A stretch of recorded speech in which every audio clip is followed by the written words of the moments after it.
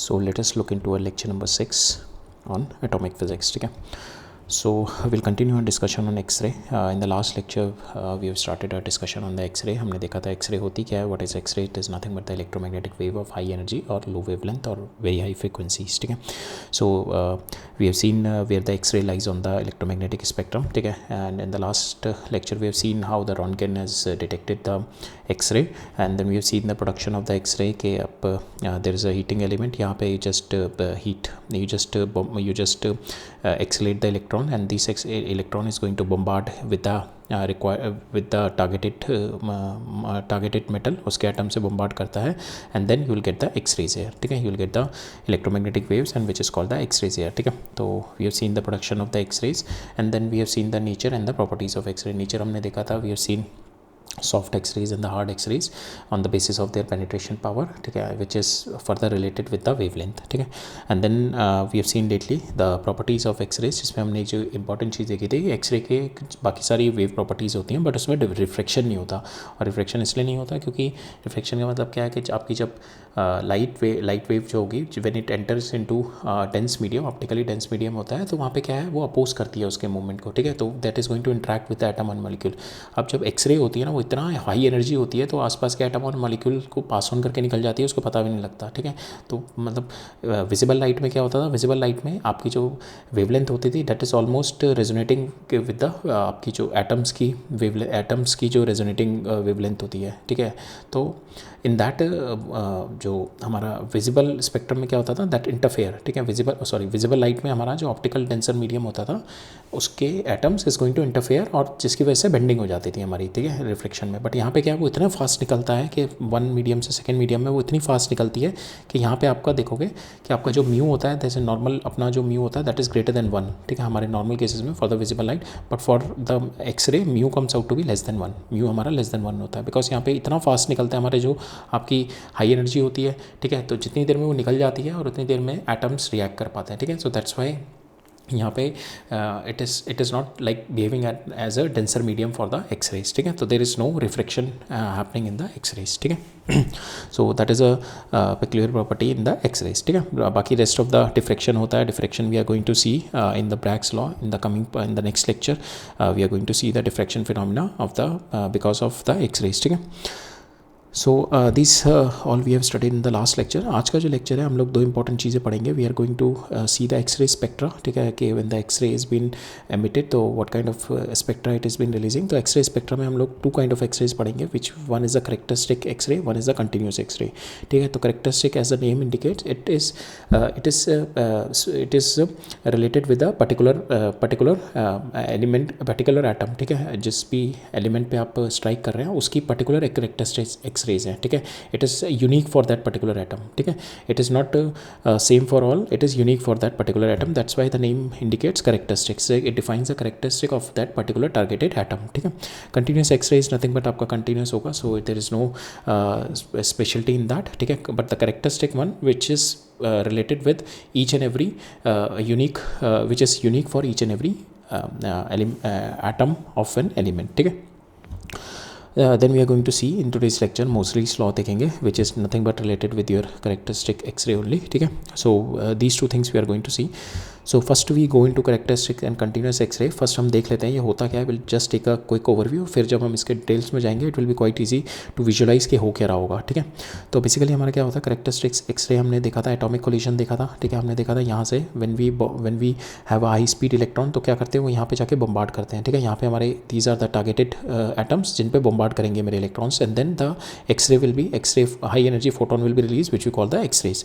तो दो तरीके से हम लोग प्रोड्यूस कर सकते हैं इनको. The first way we call it a characteristics X-ray. इसमें क्या होता है, जो आपका हाई एनर्जी इलेक्ट्रॉन होता है, so suppose this high energy electron is coming in. ठीक है. एक तो ये होना चाहिए, इतना हाई होना चाहिए कि it is going to penetrate inside the. ठीक है. बिकॉज जो एक्सरे फिनोमिना होता है it is the inner most electron से रिलेशन, इनर मोस्ट इलेक्ट्रॉन का कोलिजन होता है. ठीक है. आउटर मोस्ट में नहीं आपकी एक्सरे जनरेट होगी. आउटर मोस्ट जो आउटर शेल में एटॉमिक कोलिजन होता है that is going to give you your visible light, visible rays देंगी. बट एक्सरे जो होगा that is in the deep, the like के शेल के अंदर, ठीक है. तो the deepest one will be like the K shell, ठीक है. The inner most one is the K shell. तो इसके जो हमारा एटम का इलेक्ट्रॉन होता है इससे स्ट्राइक करता है हमारा incident fast energy, high energy electron, ठीक है. तो क्या करता है, जब ये क्या करता है, इसको इजेक्ट कर देता है, दिस वाले इलेक्ट्रॉन को इजेक्ट कर दिया.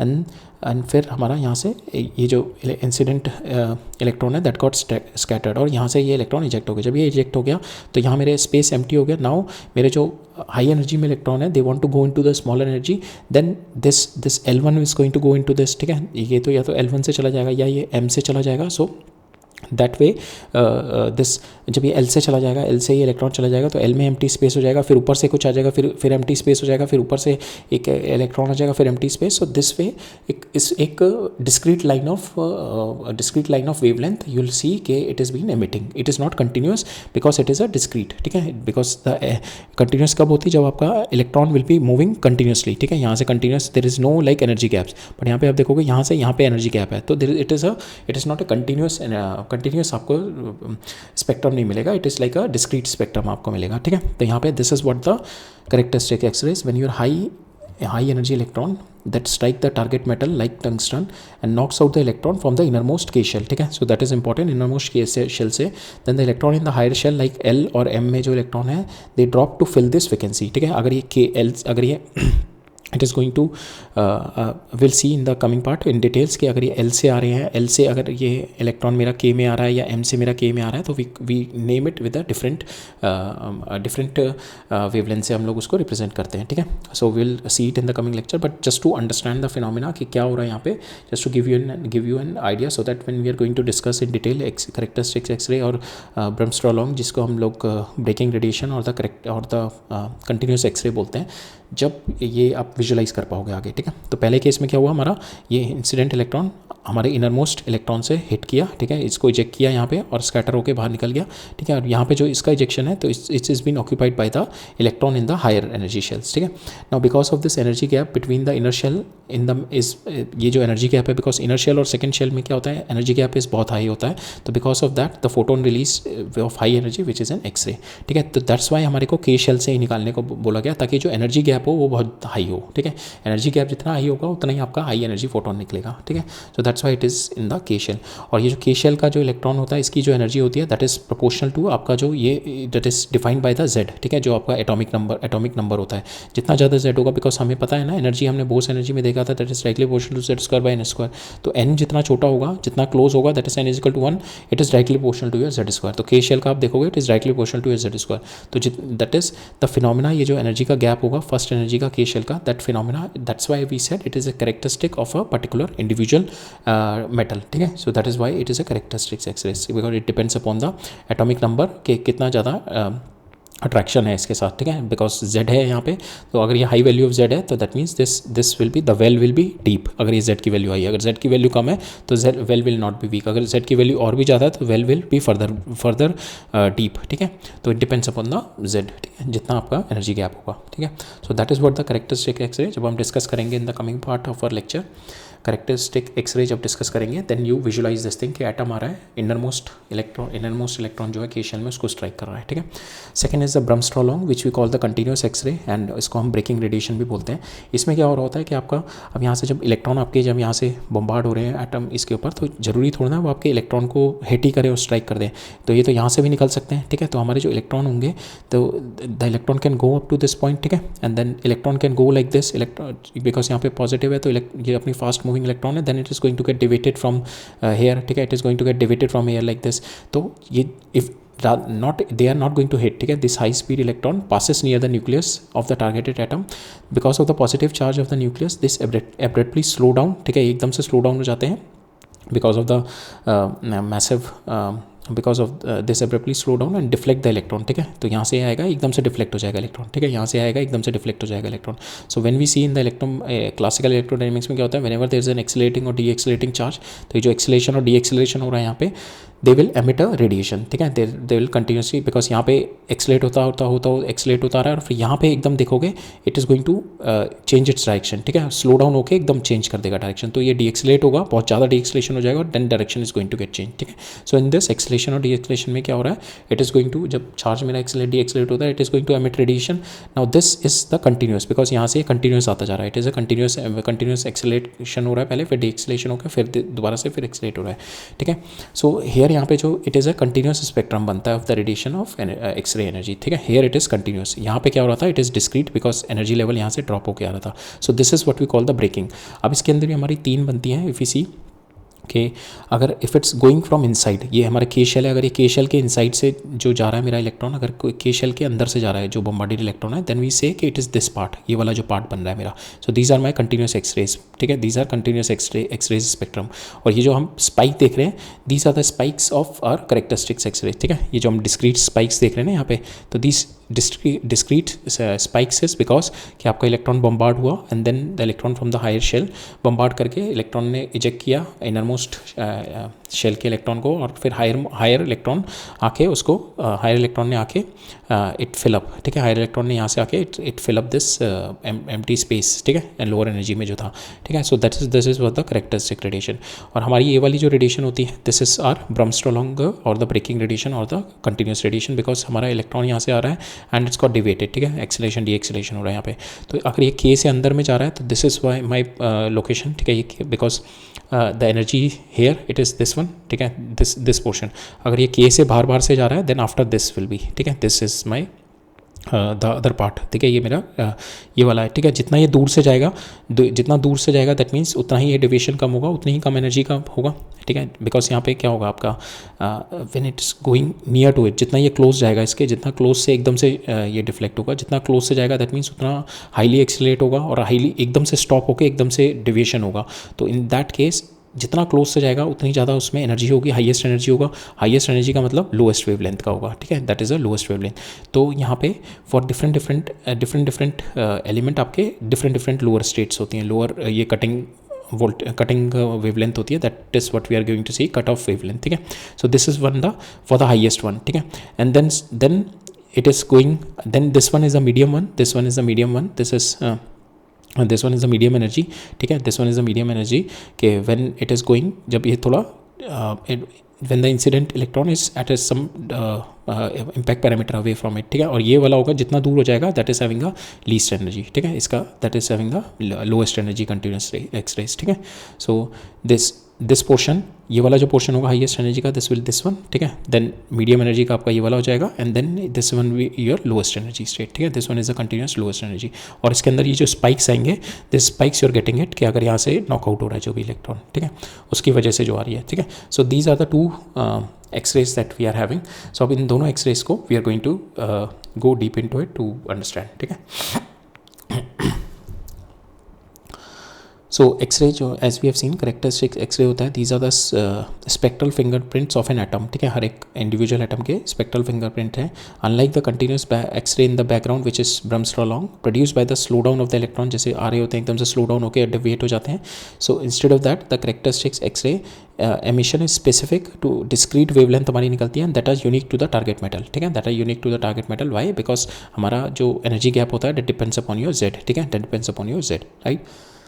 So this is characteristic X-rays because it is a characteristic of an element used in the target anode. यहाँ पे हम जो एनोड यूज़ कर रहे हैं इसके टारगेटेड एटम पे डिपेंड करता है, ठीक है। And here we get the line spectrum distribution unlike the continuous, ठीक है, इस तरीके से हमारा we are getting the line spectrum distribution. अब ये देखेंगे हम what is K alpha K beta, but this is what the discrete spectrum that you are getting, ठीक है, for this, and this spectrum is unique for each and every targeted metal, ठीक है, targeted material. So So several radiation of sharp wavelength and high frequency at a discrete radiation that we are going to see it here. ठीक है, X-ray spectra. This X-ray spectra is used to identify the element of the targeted material. ठीक है, उसके material को identify करने के लिए भी also we can use it. And in the coming part of the lecture we'll see the questions कि how we are going to use it, because ये specific radiation होती हैं, specific आपकी X-ray radiation होंगी. With that particular X-ray radiation के spectrum से you could able to identify आपका कौन सा मटेरियल यूज़ हो रहा है. ठीक है, as I already told you, X-ray emission का जो प्रोसेस होता है occurs in the deepest core of the atom. ठीक है, जो कि innermost core means K shell में होता है. ठीक है, involving the transition between the inner most electron shells. ठीक है, एंड सो होता कैसे, हमने ऑलरेडी देखा, एटम होता है हाई स्पीड इलेक्ट्रॉन एटम होता है that is going to bombarded with a high speed electron, and इतनी स्पीड होनी चाहिए दैट शुड पेनिट्रेट इनसाइड, ये अंदर तक जाना चाहिए केशल तक. यहाँ से आया then it is going to knock out this electron और ये स्कैटर होके हो गया. ठीक है, knocking out electron. Now K shell जो हो गई that is n is equal to 1 जो होती है that is K shell inner most shell. ठीक है, then the electron from the upper shell like L shell jump quantum jump to fill this vacancy. ठीक है, it can jump from this shell, it can jump from higher shell, it can jump from further higher shell. जितनी ज़्यादा high energy, जितनी ज़्यादा higher shell से jump करेगा उसकी उतनी ज़्यादा एनर्जी होगी. ठीक है, सो सपोज दिस इज माई के शेल, यहाँ से मेरा नॉकआउट हुआ, अगर ये एल से जंप करके आया तो then you will be getting the K alpha. ठीक है, नाउ अगर ये ऊपर और ज़्यादा हाई से अल्फा और ज़्यादा एनर्जी से आया दैट इज एम शेल, यहाँ से जंप होके आया this is what we call the K beta.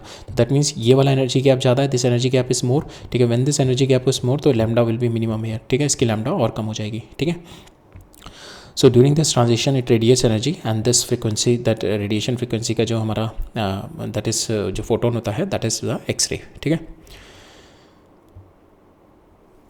Now उसका जो लैम्डा होता है द फ्रिक्वेंसी होती है, तो we can get this frequency by our Bohr's model. ठीक है, because the energy transition is been happening, तो दिस फ्रिक्वेंसी 1 बाय लैम्डा और the frequency can be given by R Z E square 1 minus N one square minus 1 by N two square that we have already seen energy transmission में. ठीक है, तो here we will put K shell का कितना होता है आपका 1 square. ठीक है, के शेल का 1 स्क्वायर दे दो, और ये अगर आपका एल से आ रहा है एम से आ रहा है तो for that value you can put it L के लिए you can put it 2 square और एम के लिए you can put it 3 square, like that you can put it. ठीक है, to get the value of your lambda. ठीक है, 1 by lambda होगा यहाँ पे, और या फिर फ्रिक्वेंसी को हमने फ्रिक्वेंसी लिख दिया इसको. ठीक है, बट यहाँ पे हम लोग जेड ई की जगह we use it Z E that is effective Z E लिखते हैं, इफेक्टिव एटॉमिक नंबर लेते हैं, that is what we write atomic number minus S. ठीक है, ये जो एस होता है that is what we call the screening constant, because यहाँ पे जो why we are not taking z की z shows के number of protons कितने हैं, that shows the atomic number. तो why we are not taking it, because it quantifies के, because हमने देखा था ना यहाँ पे कि आपका there is a in the last lecture we have seen कि हमारा जो न्यूक्लियस होता है इसके बाहर इट इज़ बीन क्लाउडेड. ठीक है, ये क्लाउडेड होता है, इलेक्ट्रॉन का क्लाउड होता है. तो यहाँ पे क्या होता है that electron cloud is going to create a shield, जो इनर मोस्ट इलेक्ट्रॉन होता है that going to create a shield, and that shielding that screening of that positive charge it's been represented by this. ठीक है, because यहाँ पे आपका positive charge हो रहा है, ये आउटर मोस्ट इलेक्ट्रॉन क्या होते हैं क्लाउड में होते हैं. ठीक है, this is like a cloud electron होता है, तो इलेक्ट्रॉन का क्लाउड होता है. तो यहाँ पे क्या होगा, ये बाहर से जो इलेक्ट्रॉन आ रहा होगा उसके लिए तो ये शील्डिंग की तरह काम करेंगे ना एज ए स्क्रीनिंग, तो ये पॉजिटिव चार्ज पूरा का पूरा इसको तो ऑब्जर्व नहीं हो पाएगा. So that is why we use a screening constant. ठीक है, so now this S is going to quantify how your inner shell electron is going to shield or screen out the outer shell electron from the full attractive force of your nucleus. इसकी full attractive force से किस तरीके से shield करते हैं. full attractive force तो आपकी Z होती, but it is going to get shield, so that's why we are going to write it down effective Z. ठीक है, now if you see it here like in a multi electron atom, electron does not feel the attraction from the nucleus. अगर हमारा multi electron atom है तो ये जो outer most electron आ रहा हो, अगर ये जो outer most electron होगा, it is not going to feel the only attractive force from it, it is going to feel the repulsion from it, it is going to feel the repulsion from this electron. ठीक है, so it does not feel the attraction from the nucleus, it also feels the repulsion from the other electron, like ये electron हो गया, ये electron हो गया, इससे repulsion भी feel करेगा between it and nucleus. ये वाला जो होगा ये इससे repulsion होगा. ठीक है, इससे अट्रैक्शन तो होगा बट इनसे रिपल्शन भी होगा.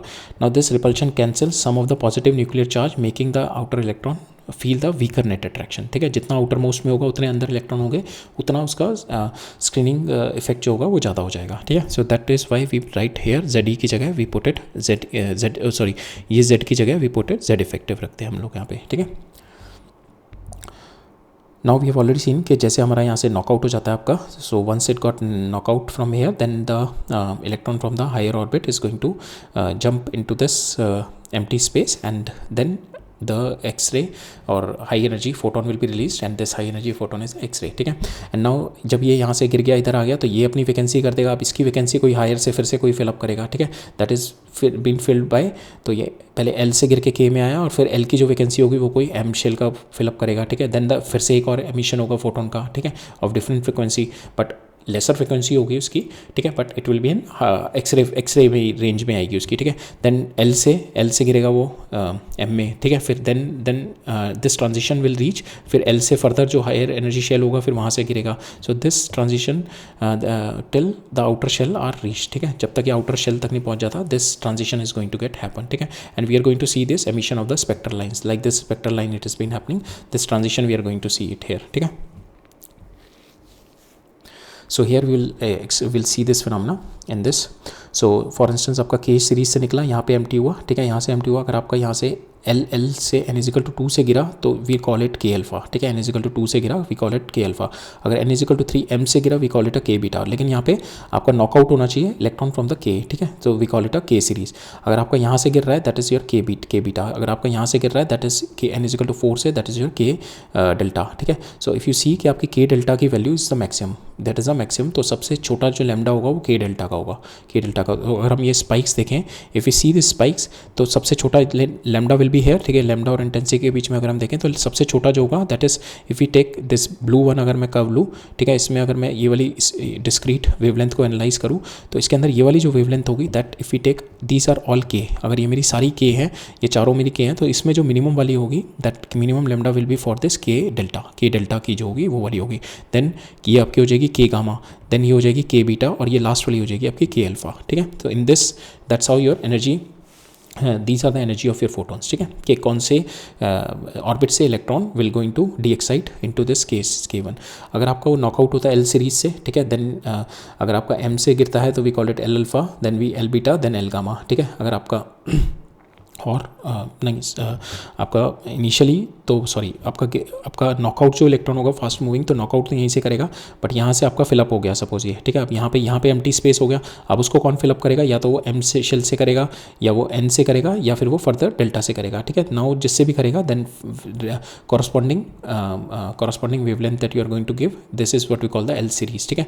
नाउ अब यहाँ पे एम्प्टी हो जाएगा, यहाँ पे एम्प्टी बन जाएगा, तो now it is we are going to get M series, ठीक है। So that's how your series of wavelength will be generated, ठीक है।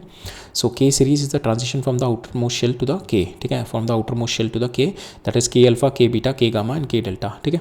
Now the cavity in L shell, ठीक है, यहाँ पे जो cavity हो जाएगी, अगर ये L से गिर के यहाँ पे आया, ठीक है, K alpha जनरेट किया इसने, तो now the cavity in L shell, now there will be a transition from the higher shell, ठीक है, higher shell से transition होगा, that can be K alpha, K beta, K gamma, ठीक है, L series। अगर जो यहाँ पे cavity बन जाएगी M series में, that will be filled up by the higher energy levels, ठीक है। नाउ इस पे क्या होता है, अगर आपका Z पे कितना डिपेंड करता है, Z पे ये एनर्जी गैप डिपेंड करता है, ठीक है, this energy gap will B depend upon Z, जितना ज़्यादा Z होगा this energy gap will be quite high, ठीक है, the first energy gap will be quite high, ये Z पे काफ़ी डिपेंड करता है आपका।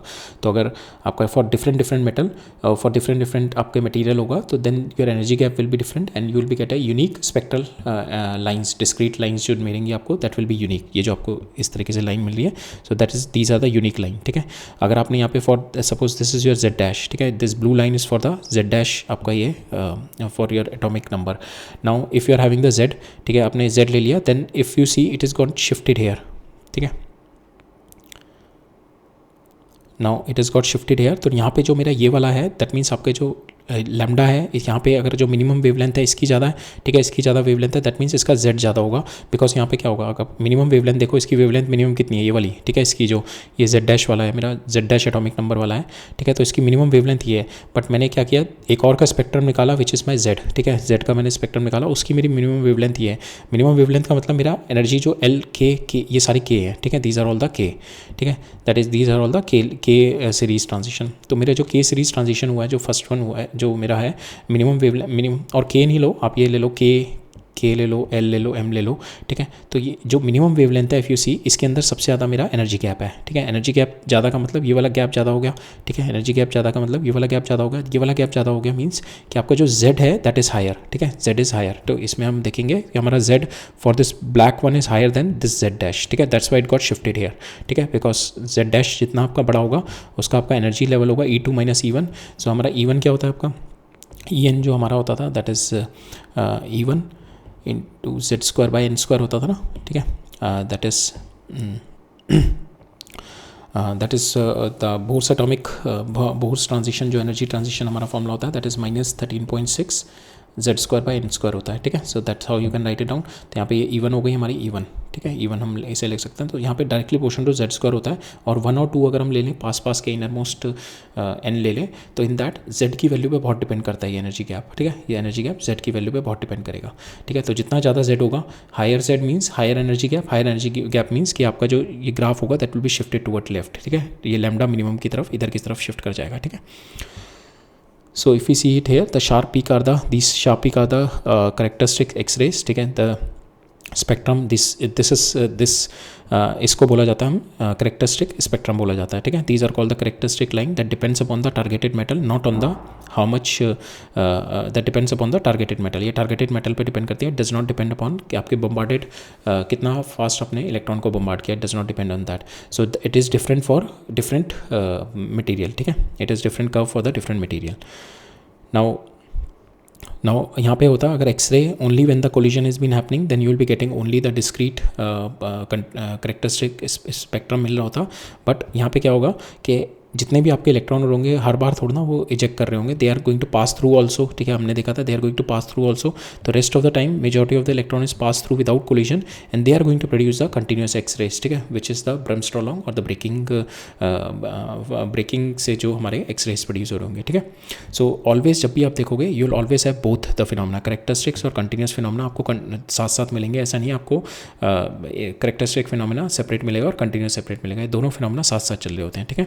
जब हिट कर गया तो आपका नॉकआउट कर दिया उसने के शेल का electron, then you will get a characteristic, और otherwise you will be get a continuous चल ही रहा होगा, मिल ही रहा होगा आपको, ठीक है. These are called the characteristics because the energy gap between the inner most shell, ठीक है, जो एनर्जी गैप होती है जो इनर मोस्ट शेल के बीच में, that depends upon the atomic number. ये मैंने बताया ना Z पे डिपेंड करती है, because every element has a unique number of the proton and each element has a unique set of energy inner energy shells, ठीक है. Because energy shell is depend upon your Z, ठीक है. Z is directly proportional to the number of protons only. So therefore the X-ray emitted by the copper target are different for those of emitted by the molybdenum target, ठीक है. They serve as a perfect method for the elemental analysis, ठीक है. तो with this spectrum you could able to see which targeted material are there and what are the impurities in the targeted material. So these all things you could able to find out with this spectrum, characteristic spectrum, right. Right. So these are the characteristic spectrum. तो यहाँ पे अगर हम देखें तो M beta जो होगा that is having the highest energy, ठीक है. उसके बाद एम अल्फा होगा बिकॉज एम बीटा क्या होगा आपका ये वाला, ठीक है. तो ऑब्वियसली ये सेकंड से आ रहा है एंड N3 से N1 पे गिर रहा है तो इसकी एनर्जी ज़्यादा होगी, देन एन अल्फा होगी, ठीक है. और इनकी एनर्जी तो के से सब कम होगी, ठीक है. इसमें भी जो बीटा की एनर्जी होगी और जो गामा की सबसे ज़्यादा होगी, फिर बीटा की होगी, फिर अल्फा की होगी. और वेवलेंथ अगर हम देखें तो सबसे छोटी इन एल सीरीज़ में सबसे छोटी वेवलेंथ एल लैम्डा की होगी, फिर इसकी होगी, फिर एल अल्फा की होगी. और इनमें देखें अगर सबसे छोटी वेवलेंथ मेरी होगी के डेल्टा की, फिर देन के गामा, के बीटा, के अल्फा, ठीक है. तो अगर हम यहाँ पे देखें तो ऑब्वियसली के ये जो करेक्टरिस्टिक आएगा सबसे पहले के बीटा. अगर हमारा जो ट्रांजिशन हो रहा है बीटा और अल्फा में देखें तो this will be your K beta, K gamma, K alpha होगा and then will be L beta और एल अल्फा होगा, ठीक है. So these are the wavelengths. तो वेवलेंथ सबसे छोटी आपकी के बीटा की होगी, ठीक है, के बीटा की, देन के अल्फा की. अगर हमारे को यहाँ पे बताना है विच वन इज़ के अल्फा के बीटा, तो ऑब्वियसली आपको पता है के बीटा की एनर्जी ज़्यादा होगी, ठीक है. तो इसकी लैम्डा विल बी स्मॉल, तो this lambda 1 is your K beta and lambda 2 is equal to your K alpha, ठीक है. 2 is alpha and 1 is beta. अगर आपको बताना है इसमें से कि ये आपको स्पेक्ट्रम दे रखा है, now you have to be asked कि आपका के अल्फा कौन सा है और एल अल्फा कौन सा है. तो obviously you know L alpha की जो एनर्जी होती है दैट इज़ स्मॉलर, ठीक है. एनर्जी स्मॉलर है तो इसकी वेवलेंथ ज़्यादा होगी. तो वेवलेंथ किसकी ज़्यादा है यहाँ पे, लैम्डा 2 की. तो जो एल सीरीज़ होगी आपकी लैम्डा 2 होगी और के सीरीज़ आपकी ये वाली जो होगी आपका स्पाइक होगा दैट इज़ लैम्डा 1 जो स्पाइक होगा that is for K alpha, ठीक है. 1 is for K, 2 is for L, right. Now will see the continuous X-rays. So as we have discuss in the last one कि हमारी continuous X-ray और characteristic X-ray साथ साथ चलती हैं. ऐसा नहीं है हमारा कि करेक्टरिस्टिक सेपरेट जनरेट होती हैं और अपनी कंटिन्यूस स्पेक्ट्रम हमारा लगाता है. दिस इज़ कंटिन्यूस बिकॉज आप बम्बार्ड कर रहे हो. तो most of the electron will pass through the atom, ठीक है, and there we will see the acceleration and the deceleration of the electron. Because of that the electromagnetic radiation will be released and that will be coming under the X-rays, ठीक है, high energy photon release होता है and that is the X-rays, ठीक है. Sometimes it got hit by the innermost shell के electron से and it knock out that electron and there we are going to get a discrete wavelength and there we are going to have a characteristic spectrum, ठीक है. So continuous spectrum हमारा in addition to the characteristic X-rays when your tube emit a continuous spectrum the characteristics is superimposed on the continuous as we have seen कि it is a both the process are simultaneous only. तो lambda of the continuous X-rays जो होगी that is independent. यहाँ पे जो आपकी lambda होगी हमने यहाँ पे देखा इंपॉर्टेंट चीज़ हमारी जो यहाँ पे लैम्डा थी here this lambda it depends upon your जो आपका ये जो एनर्जी गैप है this lambda depends upon your energy gap, ठीक है. दिस लैम्डा यहाँ से जो आएगा that depends upon your energy gap that depends upon your energy इसके एटॉमिक नंबर पे डिपेंड करता है और ये हम शील्डिंग इफेक्ट के साथ. बट हेयर यहाँ पे कंटिन्यूस एक्सरेज में that does not depend upon your that is independent of the material, ठीक है. So it abrupt at a because यहाँ पे आपका कौन यहाँ पे यू नेवर नो ना ये कहाँ से पास ऑन कर रहा है, ठीक है. तो बिकॉज मिनिमम कौन सा होगा, मिनिमम आपका होगा कि यहाँ से ये वाला जो मिनिमम जाएगा, ठीक है. मिनिमम यू नेवर नो कि मिनिमम हाईएस्ट एनर्जी वाला ये वाला है जैसे for instance. So this one is for the highest energy, ठीक है. ये वाला जो यहाँ से पास ऑन होके गया, ठीक है, बिल्कुल सामने से गया और फिर यहाँ से स्टॉप होके फिर इधर हो गया, ठीक है. So this one is the minimum energy. तो दिस ये कितनी दूर से ये इधर चला जाए तो यू नेवर नो कि when it is going to end this lowest मतलब कि कितना एनर्जी का ये energy how much is the energy is been मतलब इसकी जो काइनेटिक एनर्जी है how much that kinetic energy is been converted into my potential energy. जितनी एनर्जी वो कन्वर्ट हो रही है तो that energy that stopping down जो हो रहा है मेरा जेट डी एक्सेलरेशन हो रहा है that is nothing but your electromagnetic. तो वहाँ पे हाईएस्ट कितना लेवल बिकॉज यहाँ पे कितनी एनर्जी कम हो गई, थोड़ी कम होगी.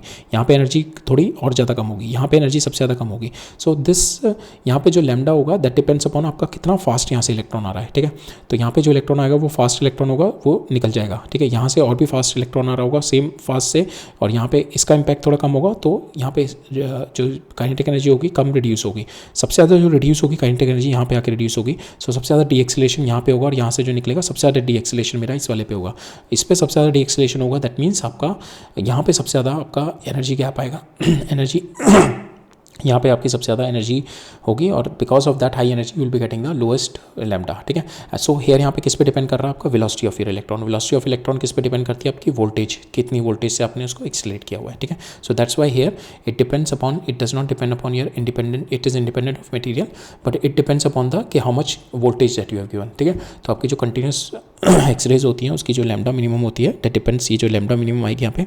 सो दैट डिपेंड्स अपॉन कि आपकी how much fast you have been कितनी आपने फास्ट इसको एक्साइट किया हुआ है, ठीक है. And that is been given by your voltage, ठीक है.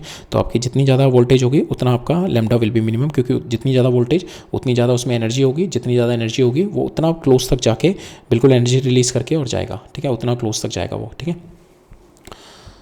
सो electron having the high energy in the influence of high positive nucleus experience a very high acceleration and classical theory says कि when the accelerated particle is there then the electromagnetic wave will be emitted. Now यहाँ पे जो इसके पास जो kinetic energy होगी सबके पास kinetic energy same होगी EV से हम कर रहे हैं तो मैक्सिमम जो काइनेटिक एनर्जी बिल्कुल रिड्यूस होगी that is in this case बिल्कुल क्लोजेस्ट वाले से, ठीक है. बाकी जितना जितना दूर होगा आपकी काइनेटिक एनर्जी उतनी कम रिड्यूस होगी. तो यहाँ से जो वेवलेंथ निकलेगी दैट इज़ ऑफ हायर वो यहाँ से जो वेवलेंथ निकलेगी दूर से दैट इज़ ऑफ उसकी जो वेवलेंथ होगी दैट इज़ वेरी हाई, ठीक है. हाई मतलब इन टर्म्स ऑफ नंबर जो लोएस्ट वेवलेंथ होगी कट ऑफ वेवलेंथ होगी जो बिल्कुल सामने अटैक करके और इधर से निकल जाएगी, ठीक है, जो इधर से निकल जाएगी, right. So now E V is equal to half mv². ये पूरा का पूरा जब मेरा सारी की सारी energy will be converted into my potential energy in that case will say it is your lowest wavelength, ठीक है. तो यहाँ पे as we have seen it depends upon the given voltage, it does not depend upon your targeted material पे नहीं depend करता. तो half mv² यहाँ पे is equal to h lambda. तो यहाँ पे जो लैम्डा होगा इन द कंटिन्यूस स्पेक्ट्रम वाला जो लैम्डा होगा this one is it is depending upon your it is depending upon your kinetic energy, and this kinetic energy is correspondingly depending upon your EV, ठीक है.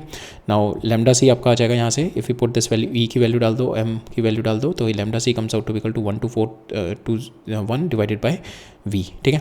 तो shortest wavelength यहाँ से आपकी आ जाएगी, that is divided by V, ठीक है. तो electron pass very close to the nucleus, जो सबसे क्लोज पास ऑन करेगा, so all kinetic energy will get zero, hence it is going to release the maximum energy photon, and this is the least lambda, ठीक है.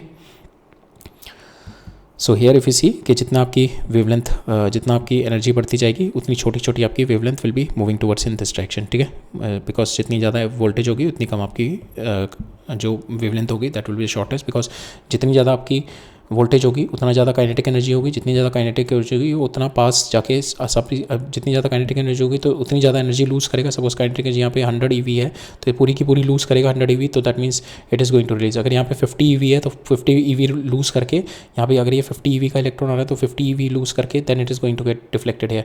तो that means यहाँ पे जितनी ज़्यादा एनर्जी लूज़ करेगा उतना ही उसकी छोटी वेवलेंथ होगी, right.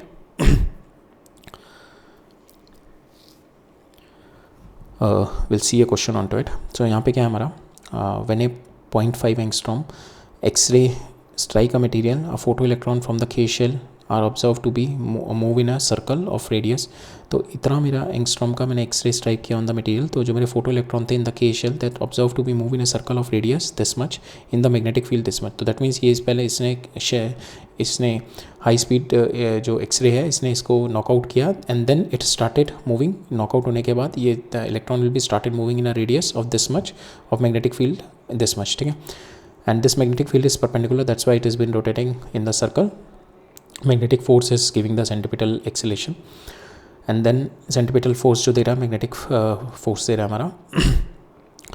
And now we have to find out the binding energy of the K shell, ठीक है. सो दैट मीन्स हमें इसकी एनर्जी मीन्स ये टोटल एनर्जी आ रही है, this is my total energy. ये टोटल एनर्जी से क्या होगा, मेरा बाइंडिंग एनर्जी पहले तो मैंने नॉकआउट किया होगा, ठीक है, जो उसकी बाइंडिंग एनर्जी होगी उससे नॉकआउट होगा, प्लस उसके बाद फिर उसके पास काइनेटिक एनर्जी आई होगी, ठीक है. वो जो एक्स्ट्रा एनर्जी आई होगी that will be kinetic energy. Under this kinetic energy it will be rotating, ठीक है. इसके साथ जो काइनेटिक एनर्जी होगी now it is been rotating with this. Now for to get this kinetic energy we have to find out the value of V, ठीक है. जिस kinetic energy से मूव कर रहा होगा, तो वी किससे आएगा, V can get this V from the relationship between our magnetic force and our mv²/r, ठीक है. इससे हम v निकाल सकते हैं, ठीक है. So will find out v from here, from that v will get the kinetic energy. Kinetic energy हमारे पास आ जाएगी. काइनेटिक एनर्जी आने के बाद टोटल एनर्जी मेरी इससे आ जाएगी, then I will minus kinetic energy from total energy, I will get the binding energy, ठीक है. सो इनिशियली हमारे पास BeV is equal to mv²/r, ठीक है. आपको सेंट्रिपिटल फोर्स प्रोवाइड करेगा, that is your magnetic force, ठीक है. Magnetic force is BeV is equal to mv²/r. यहाँ से हमारी वोल्टेज, यहाँ से हमारी वेलोसिटी आ जाएगी, ठीक है. This is our velocity. Kinetic energy कितनी हो जाएगी आपकी, ठीक है. Kinetic energy is half mv². You put the value, now you put the value of B, ठीक है. R इनकी वैल्यू डाल दो, R आपको दिया हुआ है, B दिया हुआ है, यू पुट द वैल्यू, आपके पास एनर्जी आ जाएगी. काइनेटिक एनर्जी, इतनी एनर्जी से it is been moving in the circular motion. तो टोटल एनर्जी मेरी ये हुई, पहले इसने टोटल एनर्जी में से नॉकआउट किया होगा, that is what the binding energy, plus फिर इतनी एनर्जी से ये मूव कर रहा है, ठीक है. So now my total energy will be equal to my binding energy plus this energy, ये 18.36, ठीक है. ये यहाँ पे आ जाएगी. तो यहाँ से बाइंडिंग एनर्जी कितनी आ जाएगी, total energy minus this. Total energy हम इससे निकाल सकते हैं, तो total energy will be our SC/λ, ठीक है. तो टोटल एनर्जी लैम्डा हमारे को दे रखा है, ठीक है. We put the value and we have got this our total energy 24.8 keV, ठीक है. Now binding energy will be nothing but 28 minus this is your binding energy, ठीक है. आपकी 6.2 keV आ गई आपकी binding energy, right. Now we'll see the next concept, which is a Moseley's law, ठीक है. तो मॉसली ने क्या किया, मॉसली has seen certain relationship between the frequency and the z. तो मॉसली ने क्या किया, he has mostly measure the frequency of certain आपकी करेक्टरिस्टिक जो एक्सरेज हैं, ठीक है. ये measure the frequencies of those characteristic X-ray for a number of elements, ठीक है. नंबर ऑफ एलिमेंट्स के लिए इसने किया एंड ये प्लॉटेड. तो क्या मिला कि फ्रीक्वेंसी और जेड का जो ग्राफ मिला, ये seen the straight line which are not passing from the origin, ठीक है. इस टाइप का उसको ग्राफ मिला, ठीक है. दैट इज बीन, अगर हम इसमें ग्राफ ड्रॉ करें रूट V और Z के बीच में, तो he is got a graph of, he is got a straight line graph, ठीक है. He is plotted a graph and he is got a straight line graph and he is concluded the relationship between between root v and z is the relationship is a z minus b, ठीक है. And this relationship we'll get it from the Bohr's theory also, that is derived from the Bohr's theory also, but his first observation was this कि he has experimentally seen this observation कि characteristic x-rays जो होती हैं आपकी for different element, if we draw frequency versus z का अगर हम graph, z means for different element, ठीक है. अगर हम उसका frequency और z का अगर हम if we plot the graph, तो हमारे को इसमें एक स्ट्रेट लाइन रिलेशनशिप मिलता है, ठीक है. So now and this is for the relationship root v is equal to a z minus b, a z minus b and b is your screening constant, ठीक है, and a is the overall constant, ठीक है. तो यहाँ पे this is what the Moseley's law, ठीक है. This is what the Moseley's law. Moseley has found that the square root of the frequency of the characteristics X-ray emitted by the atom is directly proportional to the atomic number, and this is nothing but this also it has been derived directly from the Bohr's law also, ठीक है. अगर हम theoretically देखें we can also derive it from the Bohr's law. Bohr's ने क्या बोला था? Bohr's the energy of the photon will be E is equal to h nu, ठीक है, and the energy जो आपकी ट्रांजिशन एनर्जी होती है that is directly proportional to z square by n square, ठीक है. नाउ इन दोनों को इक्वेट करो तो आप देखोगे यहाँ पे तो आपका root v comes out to be equal to, now if इन दोनों को अगर हम इक्वेट करें तो यू कैन सी आपका जो root v comes out to directly proportional to your z, ठीक है. एंड हमने देखा था वाई, बिकॉज हम देखते हैं जो एनर्जी गैप बनता है वहाँ फर्स्ट और सेकंड के बीच में जो एनर्जी गैप बनता है that is depending upon Z, ठीक है. And those energy gap is going to give the frequencies only, ठीक है. So now in the we have already seen this intuitively, and now here also we have seen it theoretically also कि आपका frequency का root is directly proportional to your atomic number, ठीक है. Now with this phenomena एक important चीज़ हुई कि अभी तक हम लोग जो हमारी जो पीरियोडिक टेबल थी, तो one of the most important contribution for the Moseley's is कि दिस लॉ प्रूव्ड कि आपका जो एटॉमिक नंबर होता है that is more fundamental and आपका atomic mass is not fundamental, ठीक है. Atomic number is more fundamental, not the atomic mass, and it is a fundamental property of the element that helps reorganize the periodic table in the modern form. जो भी पहले हमारी जो periodic table थी that is based upon the atomic masses के basis पे, जिसपे कुछ एक पेक्यूलरिटीज़ थी, बट दैट वॉज एक्सेप्टेड, ठीक है. फिर जब एक बार हमने देखा कि हमारा atomic number is more fundamental than our atomic mass, then we arrange the table in terms of atomic number, then all the peculiarities have been gone, ठीक है. सारी की सारी पेक्यूलरिटीज़ थी वो सारी गॉन हो गई, and then the latest table that we are having is on the basis of this, ठीक है. So that is the major contribution of the mostly. He identify the identity of the element determined by its nuclear charge, not by the atomic mass, ठीक है. Earlier the elements arranged in the atomic mass in the Mendeleev, ठीक है. Something wrong with the order, ठीक है. something wrong with that order because something deeper control is there on the atomic behavior. कुछ something deeper is there, that deeper is been discovered by the Moseley. That deeper is nothing but your atomic number, ठीक है. Z is the positive charge on the nucleus. It is the fundamental property. Now how to measure it? That was a major problem. How to measure this Z for any, because अब तो हमारे को number पता है, but how to measure this Z? That Z could be measured by this frequency, ठीक है. So that was an important thing. With the characteristics, हर एक element का characteristics X-ray देख के we can deduce the value of this Z, ठीक है. So energy of photon depend on the how strongly the electron, तो energy of the photon जो होगी आपकी, ठीक है, जो photon it depends upon how strongly the nuclear pull the electron inward, ठीक है. That is what the energy of the photon. Strong charge, जितना strong charge होगा उतना बड़ा energy gap होगा. जैसे कि हमने देखा था जितना ये energy E1 E2, ठीक है, जितना ये पॉजिटिव चार्ज जितना ज़्यादा होगा उतना ज़्यादा ये एनर्जी गैप होगा. दिस एनर्जी गैप उतना ही ज़्यादा होगा जितना स्ट्रॉन्ग मेरा पॉजिटिव चार्ज होगा. जितना बड़ा जंप होगा ये उतना ही ज़्यादा मेरा एनर्जी होगी और उतना ही मेरा हाई फ्रिक्वेंसी और हाई एनर्जी का मेरा फोटोन विल बी रिलीज, ठीक है. Right now will derive this thing with the Bohr's theory. तो हमारा जो फोटोन होता है is equal to H nu, ठीक है. आपका it has got transition from this state to this state, E2 से E1 आया, ठीक है. In that transition we know from the Bohr's energy transition से we have got this relation that is H nu, ठीक है. जो photon release होगा that is equal to RCH, और यहाँ पे Z की जगह we put it, we have already seen in the characteristics X-ray में हमने देखा था ना this one. Here we have already seen ZE की जगह we put it Z minus S, ठीक है. हम स्क्रीनिंग कॉन्स्टेंट लगा देंगे यहाँ पे Z minus B whole square 1 minus N1 square minus 1 by N2 square. N1 कितना हो जाएगा? If you are having the K shell का अगर एमिट हुआ है तो N1 की वैल्यू आपकी 1 आ जाएगी, ठीक है. बिकॉज दैट इज K1 की वैल्यू आपकी 1 आ जाएगी. यहाँ से H से H कैंसिल हो गया. अगर हम रूट ले लें दोनों साइड का तो root comes out to be equal to root CH 1 minus 1 over 1 by n1 square minus 1 by n2 square z minus b. अब now this thing you have put it equal to a. now that's if you see we have got this equation, ठीक है. Root v is nothing but अगर मैं इसको a मान लूँ a z minus b, ठीक है, इसका रूट ले लिया मेरा z minus b, that is the effective nuclear charge, ठीक है. सो आपका जो वेलोसिटी होता है that is proportional to your effective nuclear charge, ठीक है. सो सॉरी फ्रीक्वेंसी, तो frequency if you are having the different material, ठीक है, अगर आपका डिफरेंट मटेरियल है, ठीक है, it is going to release different frequency. Suppose it is releasing frequency 1, तो root 1 is equal to z1 minus B. Same way root v2 is equal to z2 minus b, ठीक है. Now if you square and divide it you will get another relationship. This is the second relationship. Nu one divide by nu two is equal to z1 minus b divide by z2 minus b का whole square, ठीक है. Now k for the now K alpha के लिए, के alpha का अगर मेरा transition हो रहा है, के अल्फ़ा का ट्रांजिशन कहाँ से होता है आपका n इज इक्वल टू 2 से 1. तो यहाँ पे इसकी वैल्यू अगर मैं if you put the value here is 1 square और इसकी वैल्यू यहाँ पे 2 स्क्वायर रखते हैं, ठीक है. तो that is what the transition of your K alpha. K alpha का यहाँ से जो ट्रांजिशन होता है that is n is equal to 2 से n इज इक्वल टू 1 पे जो ट्रांजिशन होता है that is the your K alpha series का के, सॉरी के सीरीज़ का अल्फ़ा, ठीक है. तो now if you put this value, N की वैल्यू यहाँ पे 1 स्क्वायर रख दें, यहाँ पे 2 स्क्वायर, तो will see root v is equal to root 3 RC by 4 and this value is your a root 3 RC by 4. And here B की value हमारी के सीरीज़ में आती है that we take K alpha line के लिए B is my 1, ठीक है. B we take it 1 for K alpha, ठीक है. सो ए की वैल्यू आपकी यहाँ पे that comes out to be root 3 RC by 4, ठीक है. This is for this particular case. आपका अगर के बीटा होता then here it will be 3, तो यहाँ पे आपका 3 स्क्वायर होता है, then this a comes out to be different, ठीक है. But beta b we take it for K alpha, we take it for b की वैल्यू हम के अल्फा के लिए 1 लेते हैं, ठीक है.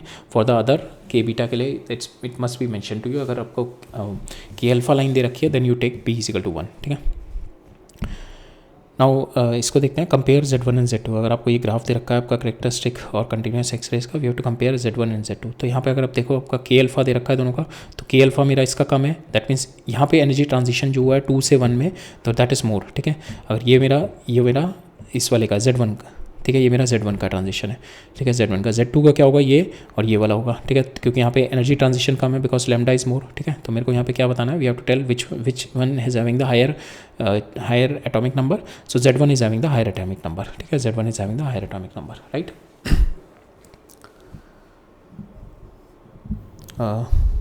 Will see 1 or 2 more question on the basis of Moseley's law. फिर हमारा एक इसमें एक्सरे में will be having basically atomic physics में एक और हमारा टॉपिक रह जाएगा दैट इज़ ब्रैग्स लॉ, ठीक है. Will see this question.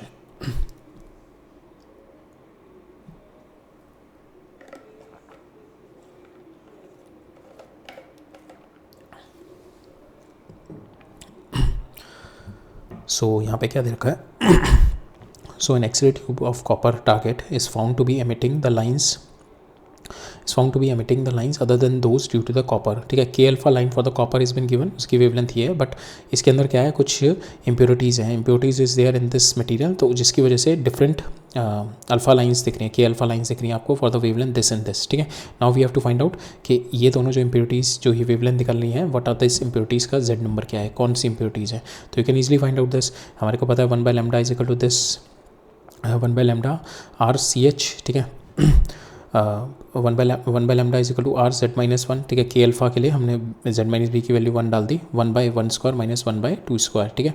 So from here हमने यहाँ पे के अल्फा के लिए 1 और 2 आ जाएगा, ठीक है. From here you put the value B is equal to 1, तो यहाँ से हमारा रिलेशन आ जाएगा लैम्डा इफ इज टेक ये सबके लिए ये वाला तो सबके लिए सेम हो जाएगा because all 3 of them will be having the K alpha, तो this will be constant for हम. तो हम लैम्डा को लिख सकते हैं, lambda is inversely proportional to your R भी सबके लिए सेम हो जाएगा, it is inversely proportional to your lambda is equal to inversely proportional to your Z minus 1 का होल स्क्वायर, ठीक है. Lambda will be inversely proportional to Z minus 1 का whole square. तो we can write it down कि आपका this lambda divide by this lambda, और इन दोनों के एटॉमिक नंबर के बीच में रिलेशनशिप में we can put it lambda 1 by lambda is equal to inversely proportional है तो Z माइनस 1 का होल स्क्वायर, ये इस तरह जाएगा Z माइनस 1 का square. Now we put this value lambda 1 और लैम्डा 2 दे रखा है, lambda 1 is this, lambda is this, ठीक है. ये जो मेरा कॉपर का हो गया, ये मेरा इम्प्योरिटी का हो गया, ठीक है. नाउ इम्प्योरिटी का मेरे को Z1 निकालना है यहाँ पे, ठीक है. ये Z1 इम्प्योरिटी हो गई, ये Z2 इम्प्योरिटी हो गई, ठीक है. तो सेम दोनों मैं लैम्डा 1 by लैम्डा कर लूँगा, सेम हेयर में लैम्डा 2 by लैम्डा कर लूँगा.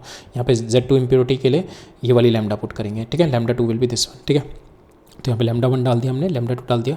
Now we square both the sides, तो यहाँ पे रिलेशनशिप हमारे पास आ जाएगा. And we while solving it हमारे पास z comes out to be equal to 42. ठीक है, and 42 z is there for molybdenum. Same way हम सेकेंड वाले में करेंगे, इसमें भी लैम्डा 2 बाई लैम्डा z-1. ठीक है, z-1 का इसका भी स्क्वायर होगा. ठीक है, नाउ यहाँ पे lambda 2 is your this impurity की वेवलेंथ. ठीक है, divide by lambda is your copper की. ठीक है, नाउ कॉपर का आपको पता है mass, you put it 29 minus 1 is 28. ठीक है, एंड हेयर हाँ, हेयर इट विल बी 28 का स्क्वायर आ जाएगा. Here you'll have to do the 28 square. ठीक है, यहाँ पे स्क्वायर होगा. सो कॉपर का we are having 29 minus 1 is 28 का स्क्वायर हो जाएगा यहाँ पे. ठीक है, then we take it here. ठीक है, या तो आप रूट ले लो, दोनों साइड का रूट लेके कर लो. ठीक है, and then we solve it. हमारे को यहाँ पे z2 सॉल्व करेंगे and z2 comes out to be equal to 28 and that is for the निकल.